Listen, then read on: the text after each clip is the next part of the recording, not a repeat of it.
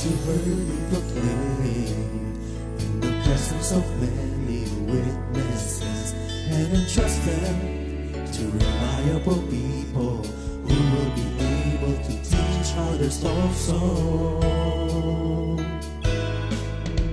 Take the teachings you heard me proclaim in the presence of many witnesses, and entrust them to reliable people who will be able to teach others also. Take the teachings you heard me proclaim in the presence of many witnesses, and entrust them to reliable people who will be able to teach others also. Take the teachings you heard me proclaim in the presence of many witnesses, and entrust them to reliable people who will be able to teach others also. 2 Timothy 2:2. Hallelujah, 2 Timothy 2:2. Praise the Lord. 2 Timothy 2:2. You and me, let us proclaim the gospel. 2 Timothy 2:2. Hallelujah. 2 Timothy 2:2. Praise the Lord. 2 Timothy 2:2. You and me, Let us proclaim the gospel of Jesus Christ. Take the teachings you heard me proclaim in the presence of many witnesses, and entrust them to reliable people who will be able to teach others also. take the teachings you heard me proclaim in the presence of many witnesses, and entrust them to reliable people who will be able to teach others also. 2 Timothy 2:2. Hallelujah, 2 Timothy 2:2. Praise the Lord. 2 Timothy 2:2. You and me, let us proclaim the gospel. 2 Timothy 2:2. Hallelujah. 2 Timothy 2:2. Praise the Lord. 2 Timothy 2:2. You and me, Let us proclaim the gospel of Jesus Christ. The harvest is plenty, but the workers are few. And as for me and my house, we will serve the Lord. We will serve the Lord.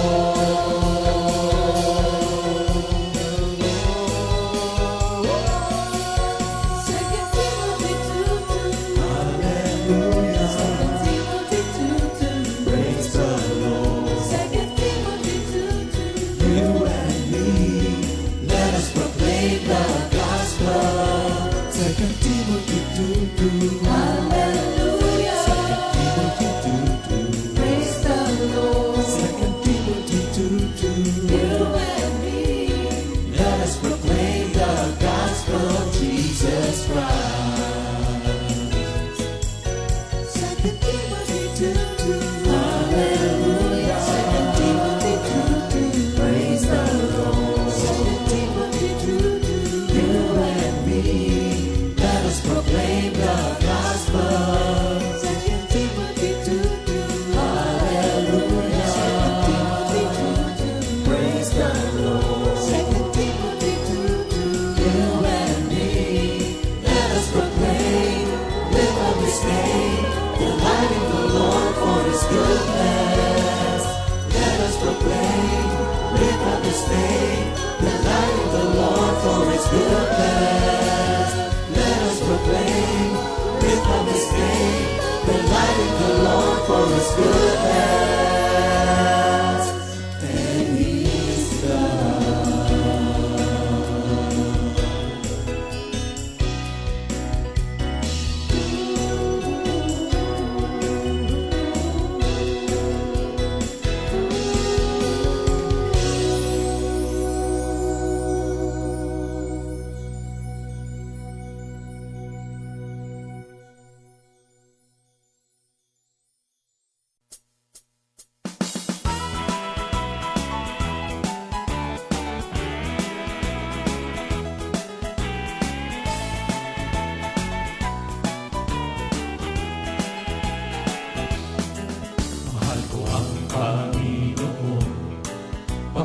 ako'y dinirinig niya ako sa dalangin ko't ibig. Ako'y kanyang dinirinig tuwing ako'y tumatawa. Kung ako ay tumatawa, sinasagot niya agad. Mahal ko ang Panginoon, pagkat ako'y dinirinig niya ako sa dalangin ko't ibig. Ako'y kanyang dinirinig tuwing ako'y tumatawa. Kung ako ay tumatawa, sinasagot niya agad. Umasa ka sa Diyos, ang mabuti gawin, at mananahan kang likas sa lupain. Sa Diyos mo hanapin ang kaligayahan, at ang pangarap mo'y iyong makakamtan. Umasa ka sa Diyos, ang mabuti gawin, at mananahan kang ligtas sa lupain. Sa Diyos mo hanapin ang kaligayahan, at ang pangarap mo'y iyong makakamtan. Manalig ka o puso ko, sa Diyos ka magtiwala, pagkat siya ay mabuti, di marunong magpabaya. Manalig ka o puso ko, sa Diyos ka magtiwala, dalangin ko't dalangin mo, dinirinig niya. Si Yahweh ay tapat sa kanyang salita, at maaasahan kanyang ginawa. Si Yahweh ay sa atin nagbibigay lakas. Sa daraanan ko siyang nag-iingat. Si Yahweh ay tapat sa kanyang salita, at maaasahan ang kanyang ginawa. Si Yahweh ang sa atin nagbibigay lakas. Sa daraanan ko siyang nag-iingat.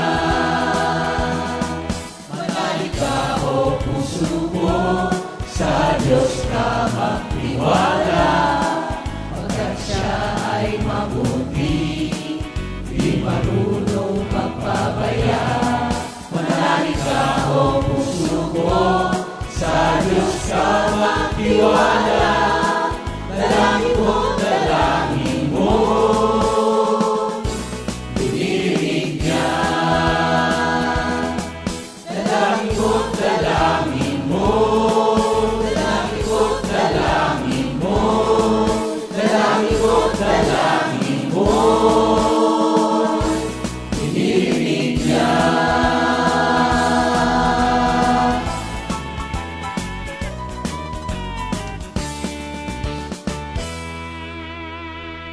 Glory to God. Hallelujah. Isa na namang umagang ibinigay ng Panginoon upang tayo po ay magkaroon ng kanyang banal na salita.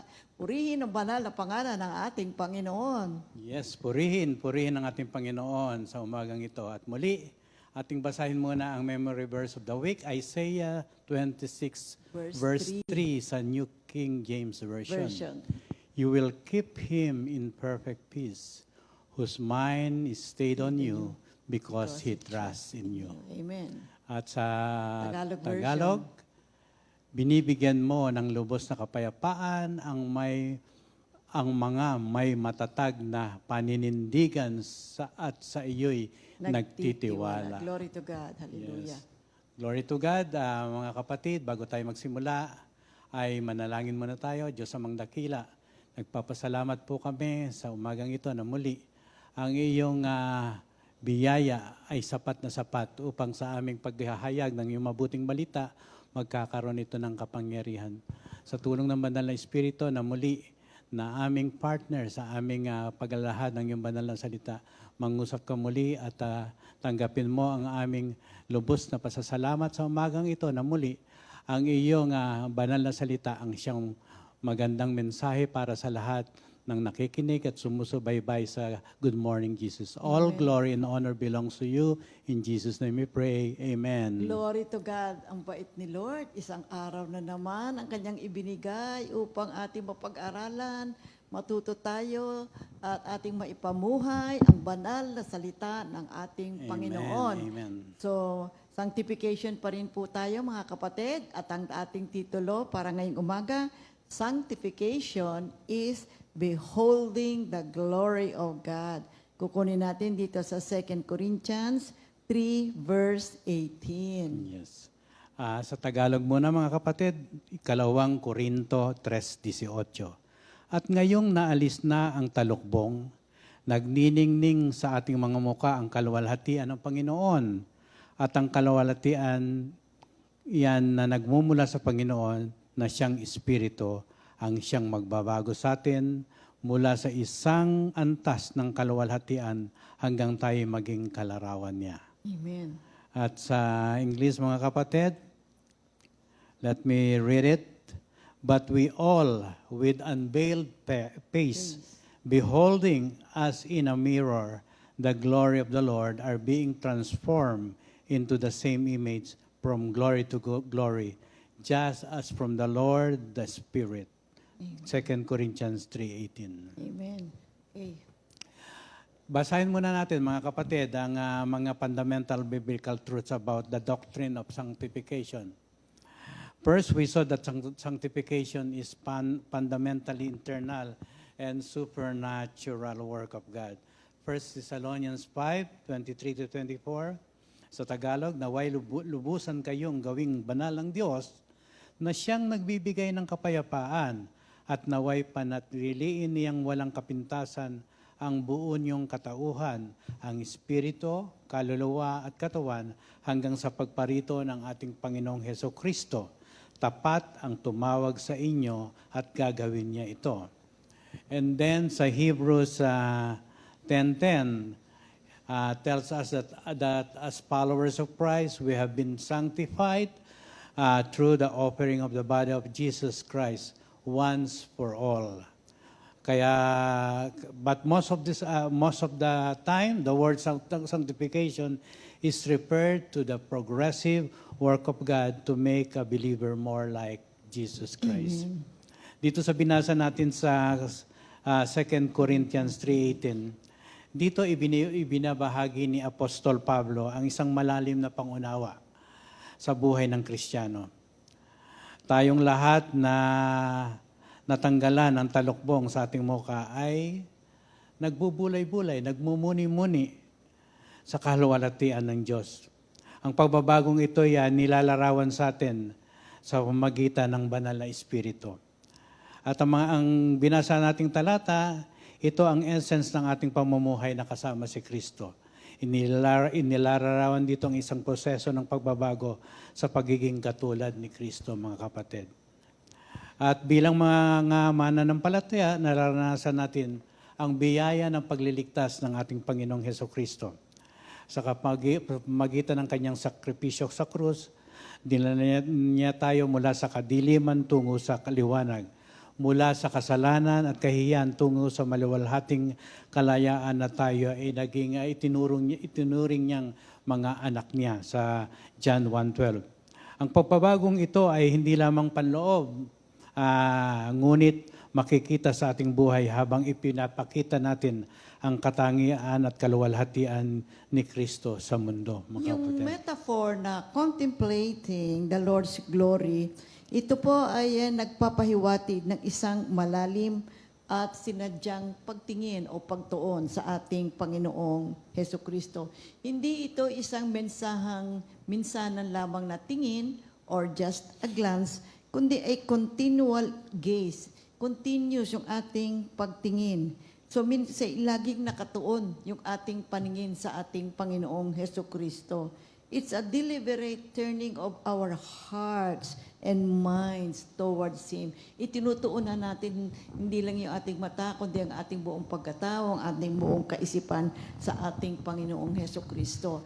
As we fix our eyes on our Lord Jesus Christ, we are gradually being transformed, becoming more and more like Him, bringing us closer to the image of our Lord Jesus Christ. And as we yield to the leading of the Holy Spirit, habang tayo ay sumusunod, tumutugon, at nagsusurrender tayo sa pamamaraan at pagkilos ng Banal na Espiritu sa ating buhay, tayo po ay Kanyang sinishape para po sa isang larawan ng katulad ng ating Panginoong Heso Kristo, thereby shaping us into the vessels of His glory.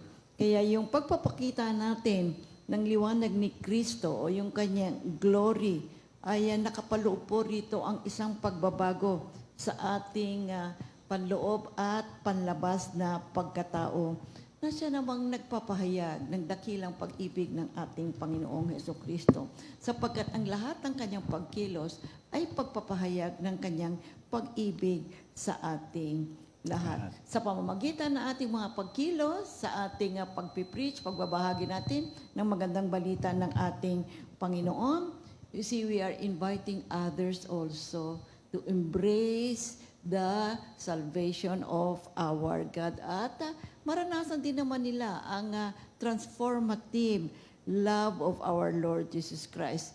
Kaya yung ating transformation into the image of our Lord Jesus Christ is a journey. Palagi nga natin naririnig sa pag-aaral, tayo ay mga pilgrims. Ito ay isang paglalakbay na siya namang nakapaloob dito ang biyaya at grasya ng Panginoon para sa ating lahat. As we live our lives, we surrender our life to God. We allow the Holy Spirit to work in us and through us. And as we continue to behold the glory of our Lord Jesus Christ, when hindi natin nare-realize, we are being transformed, shining ever brightly with the light of our Lord Jesus Christ for all the world to see, for everyone to see, na makita ng maraming tao, ay meron talagang Diyos na nagbibigay ng pagbabagong buhay sa mga tao. That's why we as believers, let's embrace this transformative work ng banal na Espiritu sa ating buhay.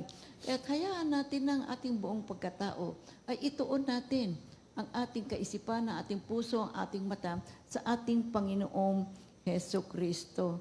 See, we need to reflect the light of our Lord Jesus Christ. We are the salt and light. Remember, di ba? Para yung maraming tao, makilala rin nila ang ating Panginoon. Kaya yung 2 Corinthians 3:18, ito'y nagpapaalala sa atin ng itong buhay natin ito ay isang proseso, nasa sanctification process tayo, na kung saan ang bawat mananampalataya ay pinababanal. Nang tayo ay napatawad sa ating kasalanan, nalinis tayo. At ibinigay sa atin ang katwiran ng ating Panginoong Heso Kristo, kaya't manatili tayo, i-preserve natin ang kapatawaran na ibinigay sa atin ng ating Panginoong Heso Kristo. Kaya natin kumilos ang banal na Espiritu, at habang sinasalamin natin ang kaluwalhatian ng ating Panginoong Heso Kristo, marami ang mag-iinganyo, marami rin ang mai-encourage na sila man ay lumapit sa ating Panginoon. So ano ba ibig sabihin nitong the glory of God? Ano ba itong meaning of glory? Glory, Oo. okay. Ay ka nga, itong glory, mahirap tukuyin, napakahirap, no? Incomprehensible. Yeah, alam nyo, walang earthly word na talagang pwedeng mong ma-describe Oo. the awesome glory of our God. But then we will give some definitions para sa ating pag-aaral. Okay. And of course, sa isang diwa, in a sense, mga kapatid, the glory o ang kaluwalhatian ng Diyos ay ang kanyang kadakilaan. Isa yan. Yes. Kahalagahan, Word. and of course, kagandahan. Yes. Beauty. At Loveliness. marami pang mga adjective na maiuukol natin sa kanyang perfection. Mas madalas ipinahihiwatig ng kaluwalhatian ng natatanging presensya ng Diyos. Katulad ng mga tinatawag na the pillars of glory and of fire sa Exodus 13:21 to 22. O kaya the glory that filled the tabernacle sa Exodus 40:34 to 38. Kaya nga, ang kaluwalhatian ng Diyos ay ang kadakilaan, kahalagahan, kagandahan. At ipinahayag ng Diyos ang kanyang kaluwalhatian sa pamamagitan ng kanyang nilikha. Kapag nakita natin the awesome perfection ng kanyang creation, mabibighani ka. Una ka mabibighani sa iyong katawan, create ng Diyos. Na kapag sasalita ka, may mata ka, na kapag iisip ka ng malalim, yung mga malalalim na kahulugan, yung mga wisdom na binibigay sa iyo, isang kagalakan na mabibighani ka sa kaluwalhatian ng Diyos na bigay sa iyo bilang creator. Naalala ko nga kapatid, wala hong aparato na nagpapaandar sa atin. Pero makita ninyo, nagsasalita tayo, kumikilos tayo, gumagalaw tayo, may salita yung pag-iisip. Diba? That's the awesome glory of God sa kanyang mga creation. And we are the special creation of our God. Kaya nga ang kaluwalhatian ng Diyos, isang magnificent biblical theme na pinag-aaralan natin. Kaya ito ina-address in every major biblical section related to every major biblical doctrine. At ang kaluwalhatian ito ay kahanga-hanga kapag pinag-aaralan natin. At napaka-importante sa ating buhay bilang isang Kristiyano, bilang mananampalataya.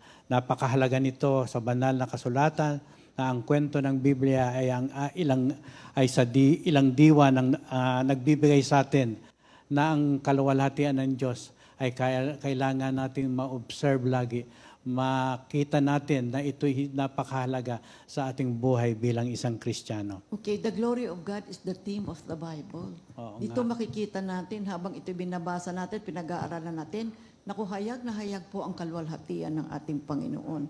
Ano yung Hebrew word for ano? Ang Hebrew Glory? word term for glory ay kabod. Kabod. So, oo. Anong It ibig means- sabihin nito? Weight o bigat, no? Depending on its form. Kaya kung titignan natin, hindi naman isang mabigat na bagay. Ito'y mabigat sapagkat it is honorable. It is dignified, exalted, and revered. Pinahalagahan at anong tawag sa rever? Yung Ginagalang. Ginagalang. Yeah, Pag paggalang. sinabi din ho nating heaviness, ito po yung degree ng kanyang kaluwalhatian.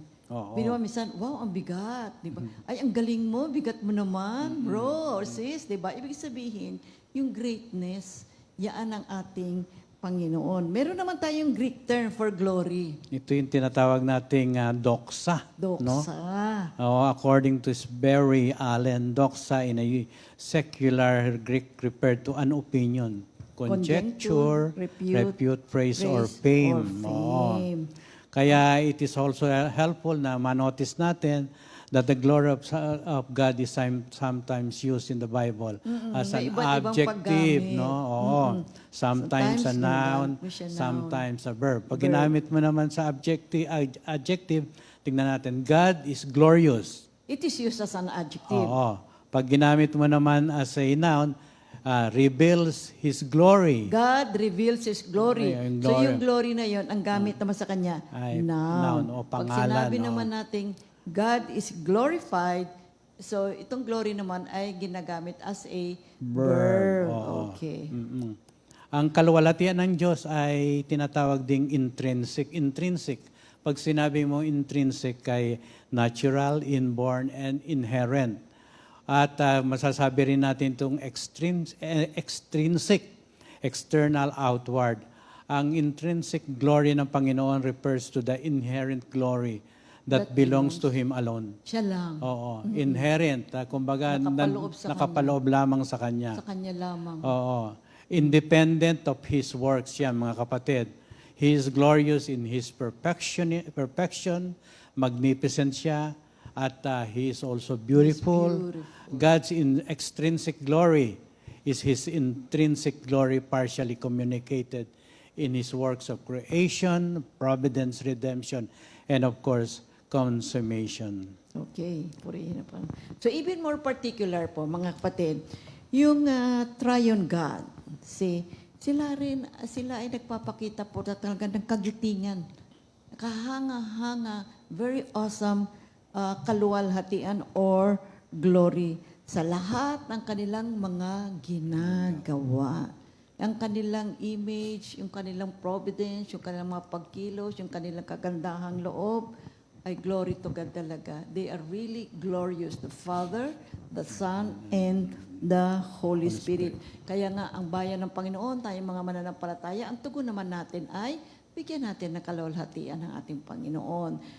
I-praise and worship natin si Lord at ayusin natin yung ating buhay. Because kapag tayo po ay namuhay ng isang maayos na uri ng pamumuhay na may pagsunod at paggalang, ito po ay nagbibigay ng kalawalhatian sa ating Panginoon. God is glorious. Ano din naman ang maipapalit natin o respond natin sa glory ng Panginoon? Bigyan natin siya ng kaluwalhatian. Purihin natin ang kanyang banal na pangalan at sa uri ng ating pamumuhay ay maluwalhati siya. So yung 2 Corinthians 3:18 ay nakapaloob dito. Ang the glory of our Lord Jesus Christ. Ano bang meaning ng behold?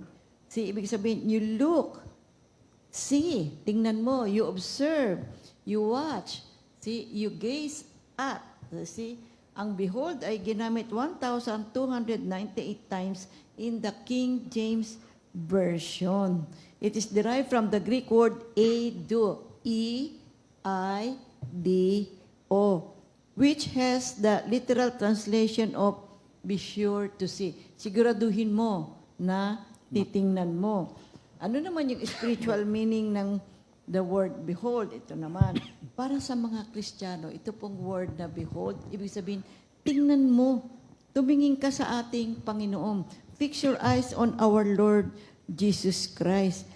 I-observe mo, comprehend mo, unawain mo ang panuntunan at ang mga pamamaraan ng ating Panginoon.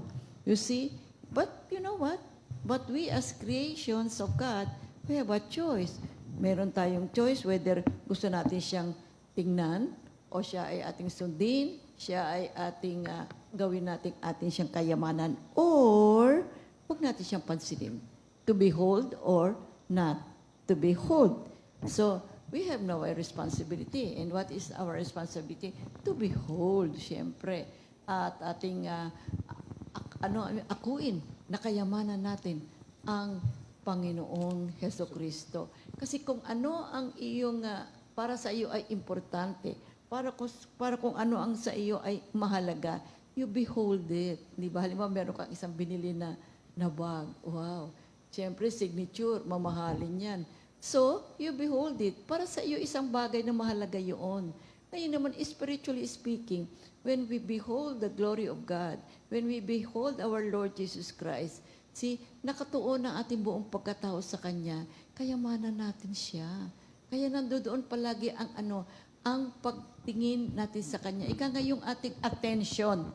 Yung attention natin laging nasa ating Panginoon. Ngayon, kapag sinabi naman ni Lord Jesus, hey, people, my dear people of God, behold, nangungusap ang Panginoon, behold and see. Ganyan. Ang ibig sabihin po noon, pay attention. Mga mananampalataya, tingnan ninyo. Bigyan ninyo ng pagpapahalaga. At ano ang ibig niya sabihin yan? Yung buhay natin. Bigyan natin ng halaga ito sa pamamagitan ng pag-aaral sa salita ng Diyos. Bigyan natin ng pagpapahalaga yung ating buhay sa pamamagitan ng ating taimtim na pananampalataya sa ating Panginoong Jesucristo. So another meaning din ng behold is pay attention. Tingnan mo, open your eyes. Marami po tayong dapat na makita na inihahayag sa atin ng ating Panginoon. And another meaning is to look intensely. Don't just look, but look intensely. Matama mong tingnan, matama mong titigan. Huwag yung isang tingin mo lang at a glance lang. Hindi po. You see, take time. Bigyan mo ng pansin, bigyan mo ng panahon upang iyong obserbahan. To look intensely. You see, ang ating Panginoon, He is so glorious. Sa totoo lang, alam nyo, kapag pinag-aralan mo pa lang yung the Transfiguration, try to look at that verses, yung mga salita doon sa Transfiguration, mamamangha ka na eh. Habang dinidescribe yung pangyayari doon sa bundok na yon, ikaw mismo, binabasa mo pa lang, mamamangha ka na eh. Diba? Dahil kasi, glorious ng ating Panginoon. And He is so white. You see, exuding with such a great holiness. Saan nang gagaling yung kanyang liwanag? Sa kanyang kalooban, sa kanyang buong pagkatao. Saan nang gagaling ang kanyang glory? Nasa loob ng kanyang pagkatao. He is so pure, He is so perfect, He is so awesome. Kaya alam niyo, ang gandang pag-aralan yung Transfiguration. Kaya bigyan pansin natin ito mga kapatid. Palagi nating bigyan ng pag-aaral, bigyan natin ng panahon to look at the glory of our Lord God, our Lord Jesus Christ, and the work of the Holy Spirit in our lives. Dito sa Isaiah 40, verses 9 up to 10. Okay. Behold, the Lord comes with might, and His arm rules for Him. Behold, His reward is with Him, and His recompense before Him. So dito po, ano ibig sabihin nito? Tingnan mo ang Panginoon. Darating siya na may kapangyarihan. Tingnan mo ang kanyang mga braso. Tingnan mo ang Panginoon. May daladala siyang rewards. Kaya dito sinasabihan tayo, look at our God. Tingnan natin, fix our eyes on our Lord Jesus Christ. So, what does the Bible say? You become what you behold. Now, this is very important. Kaya ko tayo tinuturuan ng Panginoon regarding this matter of behold the glory of God is because whatever you behold, you become. Kung ano ang para sa iyo ay mahalaga at pinahahalagahan mo, magiging ganoon ka na din. Kung ang Diyos ay matama natin talagang iginagalang, binibigyan natin siya ng pagpapahalaga sa buhay natin. Binibigyan natin siya talaga ng panahon, mga kapatid, at nakatuon ng ating buhay sa Kanya. We just don't realize this. See, the more we continue to study the Word of God, the more we become like our Lord Jesus Christ. Kaya nga sabi, Romans 12 verse 2, you see, we have to renew our minds. Si Jesus ang ating tingnan. Si Jesus ang matama nating, ang buhay natin, inaalay natin para sa Kanya. Sapagkat as we continue to look and fix our eyes on our Lord Jesus Christ, so hindi ho natin namamalayan, nagkakaroon ho ng pagbabago ang ating buhay. So, ika nga, every time that you look at our Lord Jesus Christ, look at Him with such great reverence, with full of joy. Praise Him, glorify Him, you see, give Him all the honor and the glory. And by God's grace, see, ito pong katotohanan ito ay tunay na magbibigay ng pagbabago sa ating buhay. Kaya unang-una, tandaan po natin, yung mga believers, we all have access to the glory of God. Kaya nung sinabi ni San Pablo, but we all with unveiled face, dito sinasabi niya, na wala na po ito pong talukbong na ito dahil sa ating pakikipag-isa sa ating Panginoong Hesus Kristo. And the moment we are saved, this veil was taken away. Kaya Hebrews 4:16. Kaya't huwag tayong magatubiling lumapit sa trono ng mahabaging Diyos upang makamtan natin ang habag at pagpapala na tutulong sa atin sa panahon ng ating pangangailangan. So, ang ating mga puso, umasa po tayo sa ating Panginoon, mga kapatid. Ano man ang ating kinalalagyan, ano man po ang sitwasyon natin sa ating buhay, look at the glory of God. At di natin namamalayan nga, nasa sanctify po tayo, mga kapatid. Kaya napakahalaga po ng pag-aaral ng sanctification is beholding the glory of God. Kanina binasa natin yung that the first truth is that all believers have access to the glory of God. Pangalawa, mga kapatid, that the glory of God is the supernatural source for our spiritual transformation. Babasahin ko ulit yung the subject and main verb of the sentence. We all are being transformed. Yes. Ito pong phrases na ito ay nagpapakita kung ano ang mangyayari sa atin by gazing at, observing at, and seeing the glory of God. We as believers are unti-unti pong natatransform. Nagbabago ang ating tinatawag ang metamorphosis, di ba? Unti-unti yan, hindi naman biglaan yan. Kasi meron pang tatapyasin sa yung mga hindi ka aya-ayang pag-uugali at pipinuhin ang yung pananalita and of course, pag-aaralin ka ng Diyos sa tulong ng banal na Espiritu. At yan ay mangyayari sapagkat yun ang sinabi niya. Wala nang hadlang, wala nang talukbong sa inyong mukha at mangyayari yan sa tulong ng banal na Espiritu. Kaya nga sinabi ni John Piper, all things are created and guided and sustained for the glory of God. So lahat ng pagbabago, lahat ng transformation na ginagawa ng Panginoon sa atin, yan ay para iluwalhati natin ang ating Panginoon because He is our Creator. Siya ang nagbigay sa atin ng buhay. Karapatan lamang niya na mula sa atin ay mabigyan siya ng kaluwalhatian, paglingkuran at salamat na lang sa kapatawaran na binigay niya at ngayon nga ay tayo unti-unting natatransform into the image of our Lord Jesus Si Christ. San Pablo, nung sinabi niya nga, behold, ito rin po ay nangangahulugan na manimpalataya tayo. Paniwalaan natin ang ating Panginoon. Tama. Sa John 6:40, pagtiwala tayo, let's walk by faith. Kasama natin ang Panginoong Hesukristo sa buhay natin. Bakit? Mahal tayo ng Diyos. Because God loves us at ang kanyang pag-ibig sa atin, walang katulad. Siya lamang ang namatay para sa ating mga kasalanan. That's why we no longer live on our own. It's now our Lord Jesus Christ who lives in us. At dahil sa pangyayari niyan, dahil sa biyayang niyan, tayo po meron na tayong bunga. Galatians 5:22 to 23, nagbago na yung ating motive sa buhay, yung ating desires, yung ating mga attitudes, yung ating affection, yung ating mga kaisipan, si ating pananambalita, ang ating pagkilos. Nagkaroon po talaga ng pagbabago. We now have the fruit of the Spirit. Katlo.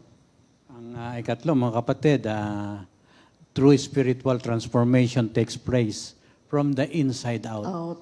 Mula sa loob, palabas. Ito nga yung metamorphosis. Yun nga pala. Oo. The word transform is where we get our English word metamorphosis. Ito speaks of a total and complete change in a person's fundamental character. Ito'y pagbabago na pinakamalalim na level ng ating buhay. Nanggagaling sa kaibuturan ng ating kaluluwa, sa ating puso, papunta sa ating kaisipan, at pagbigkas natin ay wala na yung masasamang salita na magbibigay sa atin ng hindi nakakalugod sa ating Panginoon. Mandin yung transformation na ito will inevitably joyfully lead us to obedience to the will of God. Okay. Kaya wala na yung mga cheapest tinatawag nating mumurahing grasya. Laging sufficiente. Wala na yung maling uri ng pamumuhay, mga kapatid. When we look at the glory of God, think of this, sige, i-vision niyo, mga kapatid. Si Jesucristo, I will go back to the Transfiguration. Isipin mo na lang habang binabasa mo yung Transfiguration, di ba? Andun yung glory ng ating Panginoon. Pagka tinitingnan mo siya, i-vision mo siya, isipin mo siya, titigan mo, i-vision mo, ititigan mo. Alam mo kapatid, magiging iba ang damdamin mo. While you are studying that transfiguration, magkakaroon ng kakaiba ka. You know, deeply looking and gazing at the glory of our Lord Jesus Christ, magbabago ka eh. That's sino ito? Sino itong glorious ang kanyang buong pagkatao? Kaya sa pagbabagong yan, manalangin tayo, Lord, baguhin mo ako. Gusto ko tong pagbabagong ito. Ayoko na ng licentious living. Ibig sabihin, ito yung uri ng buhay na walang pagsunod sa ating Panginoon. Kasi ang buhay po natin ay mahalaga po mga kapatid. Hindi ito simpleng isang bagay na basta mamuhay ka lang and then you live your life day by day. Hindi po. Ang grasya ng Diyos ay sumasa atin. Huwag natin sayangin ang grasya ng Panginoon. Merong mga tao, ang uri ng buhay nila, tawag nga nila wild living. Wild Hindi talaga maganda mga kapatid. Hindi yan nakakapagbigay ng luwalhati sa ating Panginoon. At habang ating binibehold, tinitreasure natin, ating kayamanan, ang glory ng ating Panginoon, talaga pong nagkakaroon ng pagkakaiba ang puso natin. Magkakaroon ng pagbabago. At kung sa umpisa ay hindi natin lubos sa kilala ang Diyos, hindi natin ikangay lubos na minamahal ang Diyos, magkakaroon ka ng malalim na pagkilala at pagmamahal, pag-ibig sa ating Diyos. At yung pag-ibig na yan, ang siyang magdadala sa atin ng pagsunod sa ating Panginoon. Tingnan mo na lang yung babae na hinugasan ng paan ng ating Panginoong Hesukristo dito sa Luke 7:36-50. Alam mo, dahil sa kanyang pagmamahal, dahil sa ginawa ni Lord Jesus sa kanya, alam niyo, maraming kumukutya sa kanya nung ginagawa niya yun, nung hinuhugasan niya ng perfume ang paan ng Panginoon. Pero baliwala sa kanya yun. Hindi niya pinansin yung public shame na yun na nangyari. Kasi ang gusto lamang niya ay ma-demonstrate niya ang kanyang pagkilala, ang kanyang devotion, ang kanyang pagmamahal sa ating Panginoong Hesukristo. Yung Luke 7:38, nakasulat. She stood behind Jesus and cried at his feet, and she began to wet his feet with her tears. Then she wiped them with her hair.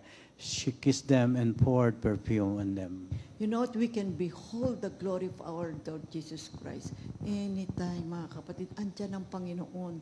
Tingnan natin siya. Let us worship the awesome glory of our God.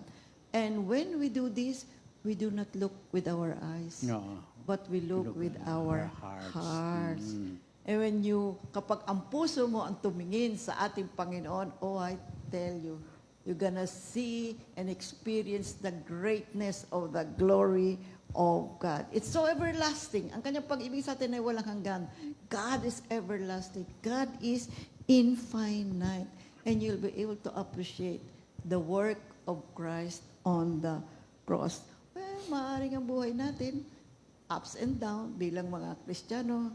But you know what, mga kapatid? Let's stop being lukewarm to God. Huwag tayong maging complacent. Nako, andito na ako, okay na ako, ligtas na ako. Basta lagi lang ako umaattend. Ay, nagbibigay naman ako, nagsusupport naman ako. Present, kapatid, there's more to it. There's still a lot more to learn about our Lord Jesus Christ. And there is still a lot more experiences that we need to experience. And the more we know about our Lord Jesus Christ, the more we will be like Him, and the more we will love Him. It will give us joy and peace in our daily living. Do not doubt God. He is great. He is wonderful.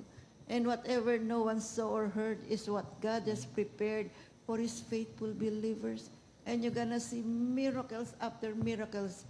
And when we pray to God, oh Lord, grant us more miracles, grant us more blessing, it shall come upon you, my dear people of God. Because nothing is impossible with God. So, lumapit tayo sa ating Panginoon.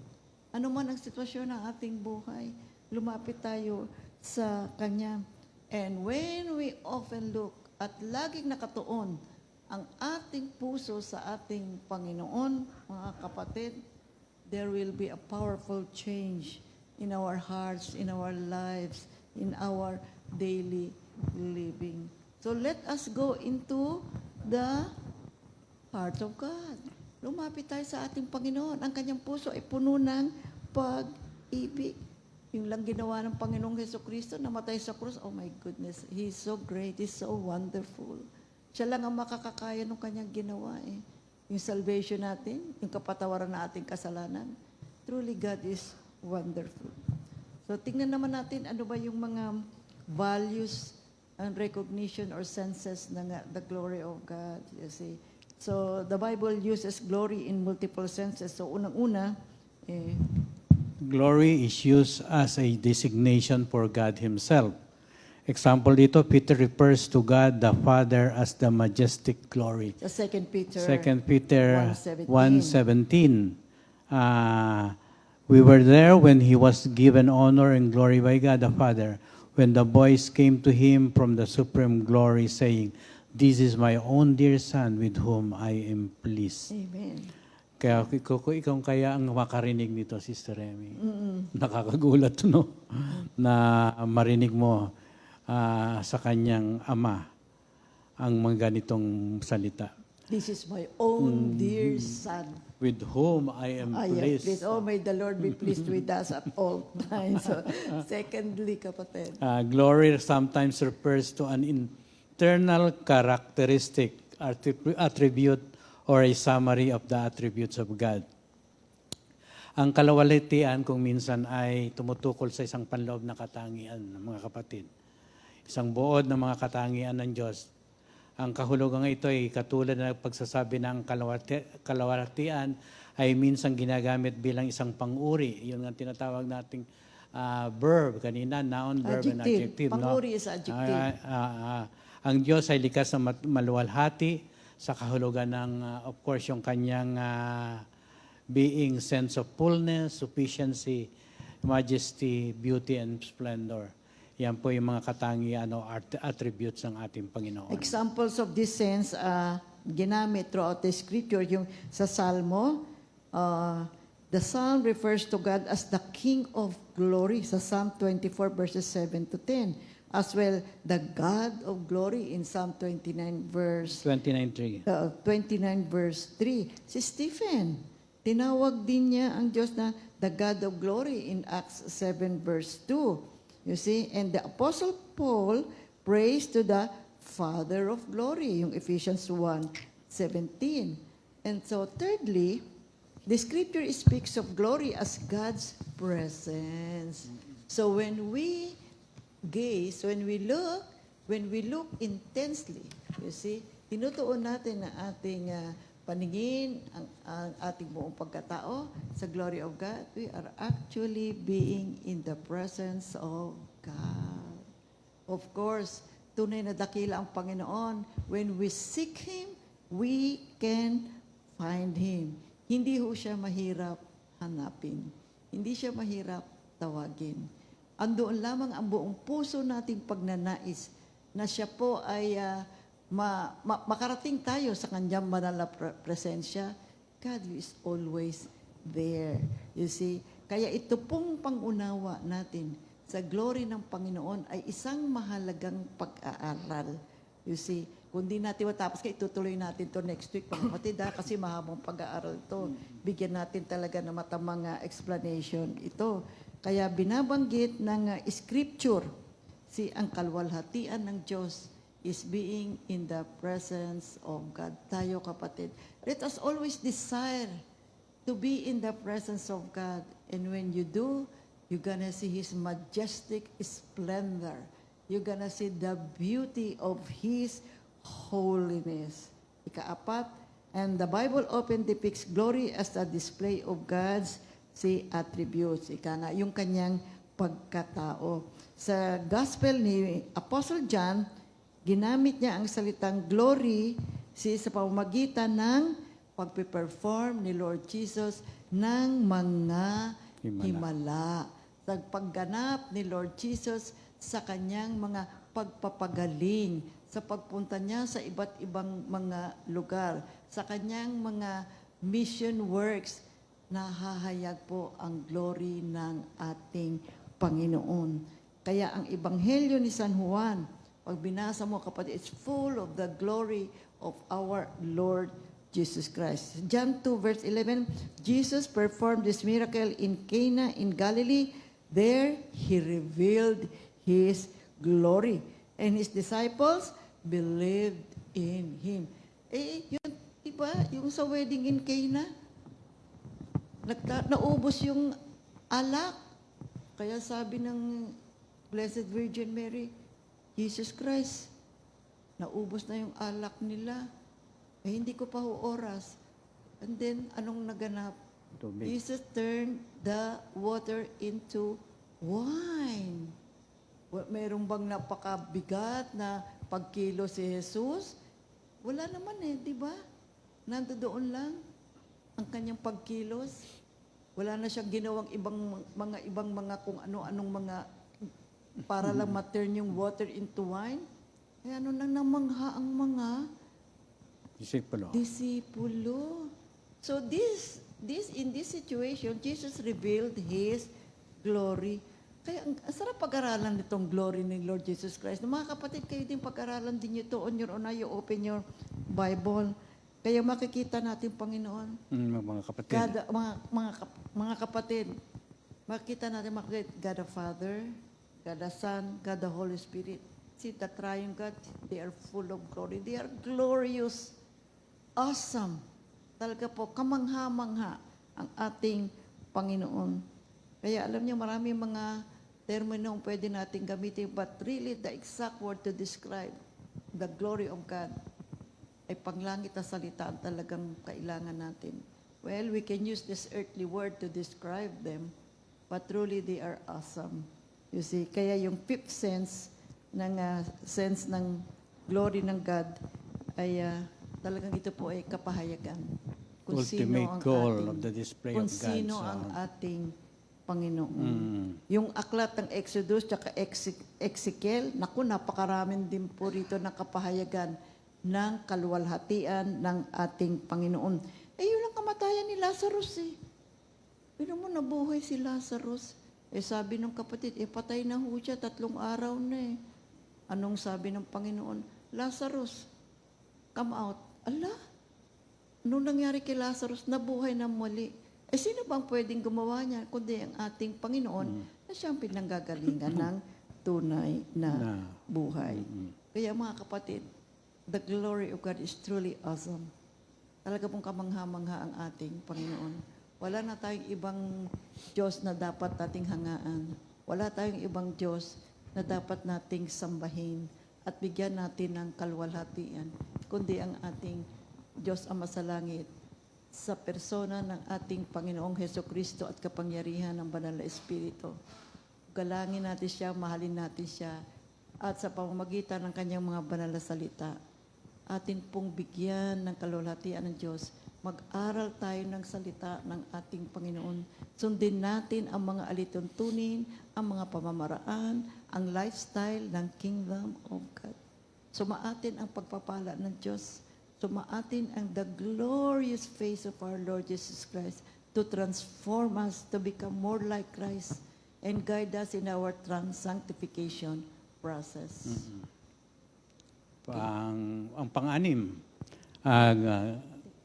Tutuloy na lang natin next week, mga kapatid. Marami pa to Marami pa tayong tatalakayin, mga kapatid. At may pagpapatuloy natin yan next week, mga kapatid. Maraming salamat sa ating Panginoon at tunay na dakila ang Diyos. At bago tayo mag-closing, burihin natin yung mga may birthday. November 1. Sister Nora Lopez. Happy Brother birthday. Wilbert Sebastian. Brother Marlon Niebera. Brother Tony Estrada. Sister Angel Rosilio. Sa inyong lahat, happy birthday. Have a great day. Enjoy your birthday.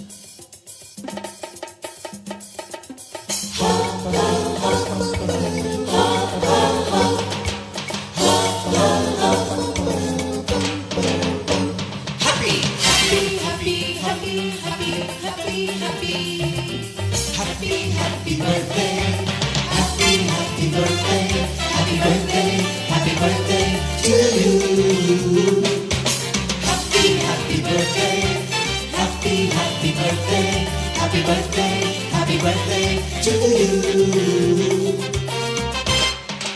birthday!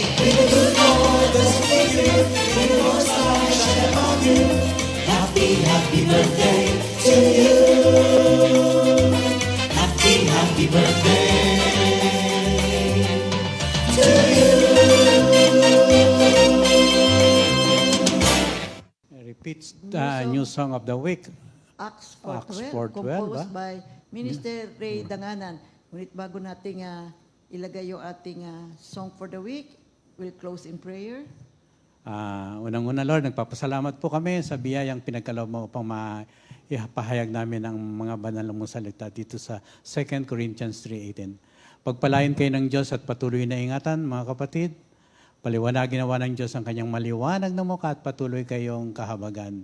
Ilingap nawa ng Diyos ang kanyang maliwanag na mukha at patuloy tayong bigyan ng kapayapaan. All for His glory. In Jesus' name we pray. Amen and amen. God bless everyone.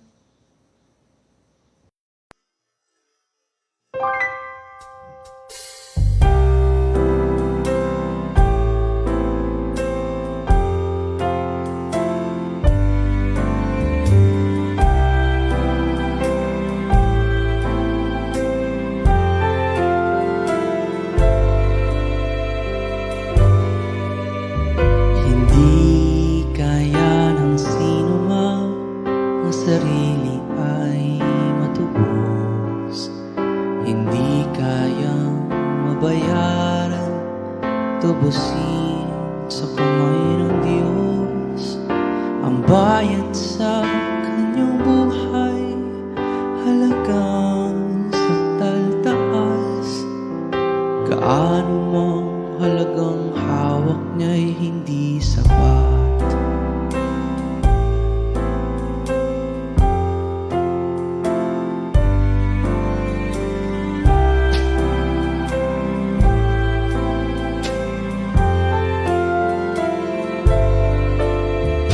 Hindi kaya ng sino man ang sarili ay matubos. Hindi kayang mabayaran, tubusin sa kamay ng Diyos. Ang bayad sa kanyang buhay, halagang sakdal taas. Gaano mang halagang hawak niya'y hindi sapat. Kay Kristo lamang matatagpuan ang kaligtasan ng buong sanlibutan. Pagkat sa silong ng langit ang kanyang pangalan lamang ang ibinigay ng Diyos sa ikaliligtas ng tao.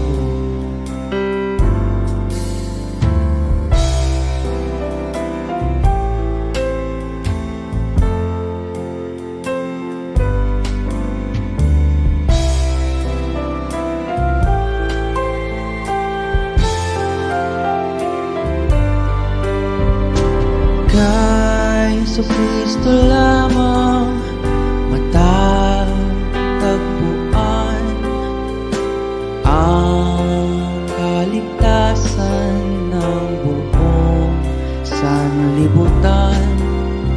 Pagkat sa silong ng langit ang kanyang pangalan lamang ang ibinigay ng Diyos sa ikaliligtas ng tao. Kay Kristo lamang matatagpuan ang kaligtasan ng buong sanlibutan. Pagkat sa silong ng langit ang kanyang pangalan lamang ang ibinigay ng Diyos, ang ibinigay ng Diyos, ang ibinigay ng kaliligtasan ng